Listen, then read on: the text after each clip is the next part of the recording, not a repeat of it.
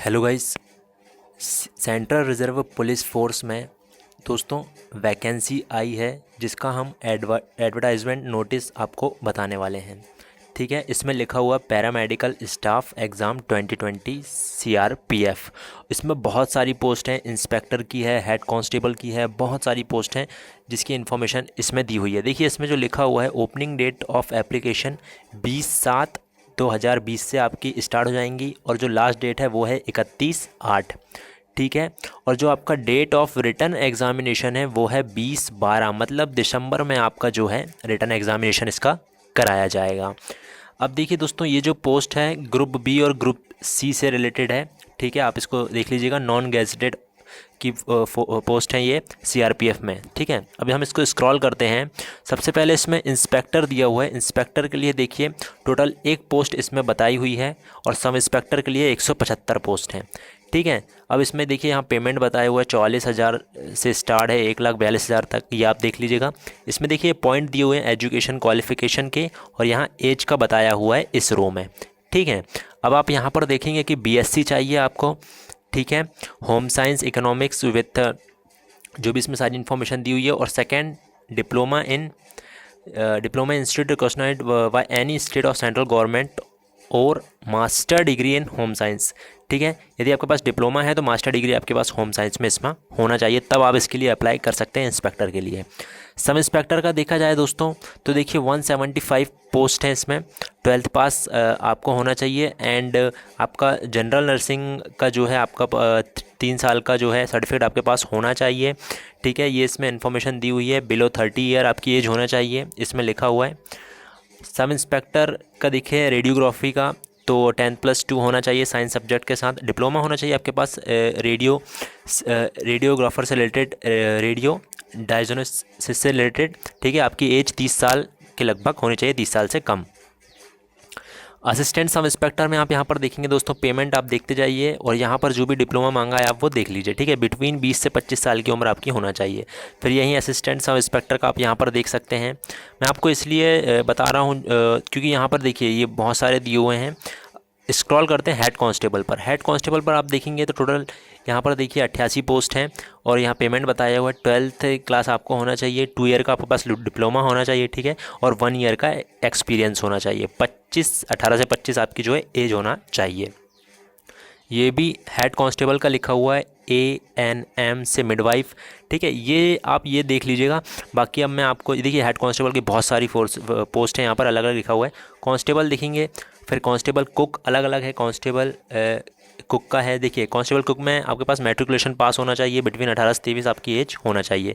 116 post है constable cook की। और इसके साथ दोस्तों आपको 1 ईयर का एक्सपीरियंस होना चाहिए कुक का। ठीक है, और मेडिकली आप फिट होना चाहिए, ये इसमें लिखा हुआ है। ऐसे ही देखिए सफाई वाले का है, 181 पोस्ट है इसमें कांस्टेबल की।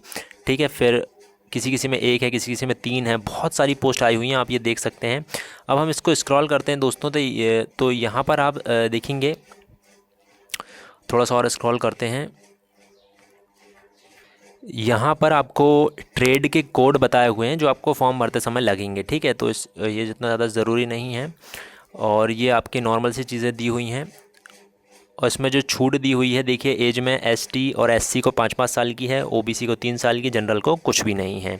ठीक है, स्क्रॉल करते हैं दोस्तों। इसमें फ़िज़िकल स्टैंडर्ड जो बताया हुआ है आप देख लीजिए, SI इंस्पेक्टर से लेकर SI से लेकर यहाँ पर आपको हेड कांस्टेबल तक का यहाँ पर बताया हुआ है। ये सारी फोर्सेस यहाँ पे लिखी हुई हैं। ठीक है, अब इनका हम देख लेते हैं फ़िज़िकल स्टैंडर्ड। हाइट आपकी होना चाहिए 170 सेंटीमीटर, फीमेल की 157 सेंटीमीटर चलेगी। ठीक है, मेल कैंडिडेट 80 सेंटीमीटर आपका चेस्ट होना चाहिए, 5 सेंटीमीटर एक्सपेंसन होना चाहिए। फीमेल का इसमें कुछ भी नहीं है। हाइट का इसमें बताया हुआ है, जो ST कैंडिडेट्स हैं और हिल एरिया से आते हैं उनके लिए इसमें बताया हुआ है 162.5। ये आप हाइट का सारा देख लीजिएगा। ठीक है, फिर यहाँ पर चेस्ट का बताया हुआ है कितना होना चाहिए उन लोगों का जो हिल एरियाज़ में आती हैं। फिजिकल एफिशिएंसी टेस्ट, ये जो सारी पोस्टें हैं ऊपर उसके बताया मैंने हेड कांस्टेबल तक। ठीक है, यहाँ पर देखिए रेस जो होनी है आपकी 1 माइल रेस, 1600 मीटर की रेस होगी 7 मिनट 30 सेकंड में। बहुत आसान है, आराम से कवर कर लोगे। फीमेल कैंडिडेट के लिए 800 मीटर की 6 मिनट में। 10 फीट 3 चांस आपको लॉन्ग जंप करनी पड़ेगी मेल कैंडिडेट को, और फीमेल को 6 फीट लॉन्ग जंप करनी है 3 चांस में। हाई जंप 3 फीट की करनी पड़ेगी मेल कैंडिडेट को 3 चांस में, और जो फीमेल कैंडिडेट है उसको 2.5 फीट की करनी पड़ेगी 3 चांस में। ठीक है, यहाँ तक आप समझ गए होंगे। फिजिकल स्टैंडर्ड फॉर कांस्टेबल, अब देखिए कांस्टेबल वालों के लिए आ गया। ऊपर जो बताया था हेड कांस्टेबल तक बताया हुआ था, ठीक है। अब ये कांस्टेबल का देखिए 170 सेंटीमीटर हाइट होने चाहिए, फीमेल की 157 इसमें हाइट होनी चाहिए, ठीक है। चेस्ट का 80 to 85 यहाँ पर लिखा हुआ है, आपको पता है ये, ठीक है। अब देखिए दोस्तों, जो ये इसमें रिलैक्सेशन जो है इसमें लिखा हुआ है। अब यहाँ पर आप देखेंगे weight for male and female candidates, जो आपका हाइट और एज उस पर रिलेट करेगा, ठीक है। अब देखते हैं कांस्टेबल का जो फिजिकल होगा वो कितना होगा। इसमें लिखा है race for male candidate 1.6 kilometre race in 10 मिनट, race for female candidate 1.6 kilometre 12 मिनट, मतलब बहुत ही ज़्यादा इसमें टाइम आपको दिया गया है। बिल्कुल ही चिंता नहीं करनी है, ठीक है। इसमें दोस्तों जीडी की पोस्ट नहीं है, मैं आपको पहले ही बता दे रहा हूँ। जनरल ड्यूटी की पोस्ट नहीं है, जनरल ड्यूटी की पोस्ट होती तो आपको रनिंग में बहुत कम समय मिलता, ठीक है। इसमें बहुत ज़्यादा समय मिला है क्योंकि इसमें दूसरी पोस्टें कुक है, सफाई वाला है, ट्रेड की पोस्ट इसमें दी हुई हैं, ठीक है। आप समझ जाइएगा, ट्रेड की पोस्ट दी हुई हैं। यदि जीडी की पोस्ट होती तो इसमें आपको रनिंग में बिल्कुल भी समय नहीं मिलने वाला था, ठीक है। इसमें बहुत समय आपको मिला हुआ है, ये आपके लिए बहुत अच्छी बात है। देखिए इसमें लिखा हुआ है standard condition for ex serviceman का है ये तो, ठीक है। एग्जामिनेशन सेंटर जो होंगे आपकी न्यू दिल्ली, हैदराबाद, गुवाहाटी, जम्मू, प्रयागराज, अजमेर, नागपुर, मुजफ्फरपुर और पालमपुरम, ठीक है। एग्जामिनेशन फ़ीस 200 रुपये यहाँ पर बताया गया है दोस्तों, ओबीसी कैटेगरी का, ठीक है। मेल कैंडिडेट्स अनरिजर्व्ड ईडब्ल्यूएस और ओबीसी कैटेगरी का 200 रुपये लगेगा ग्रुप बी के लिए यदि अप्लाई करते हो तो, और 100 रुपये लगेगा यदि आप ग्रुप सी के लिए अप्लाई करते हो तो, ठीक है। यहाँ पर ये बताया हुआ है। ओपनिंग डेट यहाँ पर लिखी है 20 से, ठीक है। Closing date 31। आप बहुत ध्यान से देख लीजिए, 20/7 से स्टार्ट है, क्लोजिंग डेट है 31/8 तक, ठीक है। इसको स्क्रॉल करते हैं। Stage wise recruitment programme, eligible candidates will be issued admit card for stage 1 PST PET which will be conducted at stage 1। देखिए फिजिकल स्टैंडर्ड टेस्ट आपका होना है, ठीक है। ये सारी चीज़ लगेगी आपको, यहाँ पर डॉक्यूमेंट बताए हुए हैं, ये डॉक्यूमेंट आप देख लीजिए, ठीक है। फिजिकल एफिशिएंसी टेस्ट होना है, ठीक है। उसके बाद स्टेज 2 में होगा जो बच्चे क्वालिफाई कर जाएंगे, ठीक है, उनका एडमिट कार्ड आएगा रिटर्न एग्ज़ाम के लिए। फिर रिटर्न एग्जामिनेशन होगा दोस्तों, 100 क्वेश्चंस आएंगे, ईच क्वेश्चन का 1 नंबर होगा, 100 मार्क के होंगे, 2 घंटे का समय आपको मिलेगा। जनरल इंटेलिजेंस रीजनिंग से 10 क्वेश्चन आएंगे 1-1 मार्क के, जनरल अवेयरनेस से 10 क्वेश्चन आएंगे, न्यूमेरिकल एप्टीट्यूड से 15, इंग्लिश हिंदी से 15 क्वेश्चन, ठीक है। अब यहाँ पर आप देखेंगे standard of the return will be, देखिए 10वीं और 12वीं के अंदर में ये होने वाला है, ठीक है, हेड कांस्टेबल तक, ठीक है, ग्रेजुएट लेवल, और 10वीं और 12वीं हेड कांस्टेबल सिटी तक।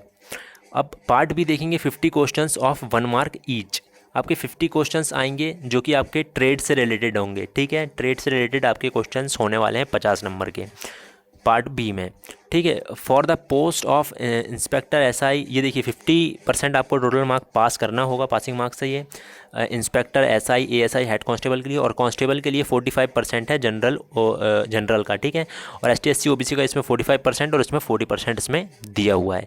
मल्टीपल चॉइस टाइप के क्वेश्चन होंगे इसमें।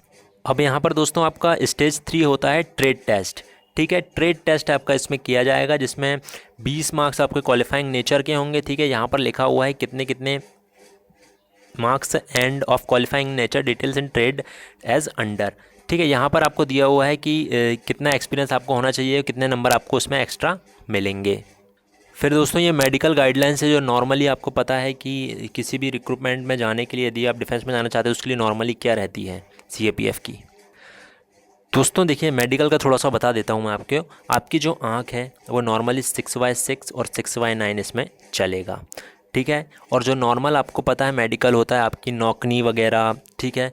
और जो आपका बॉडी स्ट्रक्चर है वो बिल्कुल नॉर्मल होना चाहिए, ठीक है। आपको पाइल्स नहीं होना चाहिए, ठीक है। ये सारी चीज़ें आपको नहीं होना चाहिए, फ्लैट फुट नहीं होना चाहिए। बाकी आप फिज़िकली फ़िट हो, मेडिकली फ़िट हो तो कोई प्रॉब्लम नहीं है, आप बिल्कुल क्वालिफाई करोगे, ठीक है। अब देखिए ओपनिंग डेट आप ध्यान से देख लीजिए 20/7 है, और जो क्लोजिंग डेट है 31/8 है CRPF की, ठीक है। तो बहुत सारी फोर्सेस हैं, इंस्पेक्टर की है, सब इंस्पेक्टर की है, हेड कांस्टेबल की है, और कांस्टेबल हैं जो कि ट्रेड से रिलेटेड हैं। ठीक है, तो आप इसको अप्लाई करना चाहते हैं तो ज़रूर कर दीजिएगा जैसे ही लिंक इसकी ओपन होती है। और दोस्तों वीडियो को लाइक कर दीजिएगा, कुछ क्वेश्चन है तो कमेंट करके पूछ सकते हैं। और हॉटस्पॉट स्टडी को प्लीज़ आप लोग फटाफट सब्सक्राइब कर लें और हमारे साथ ऐसे ही बने रहें, क्योंकि लगातार आपको डिफेंस से रिलेटेड यहाँ पर जो भी रिक्रूटमेंट आती है उसकी अपडेट दी जाएगी।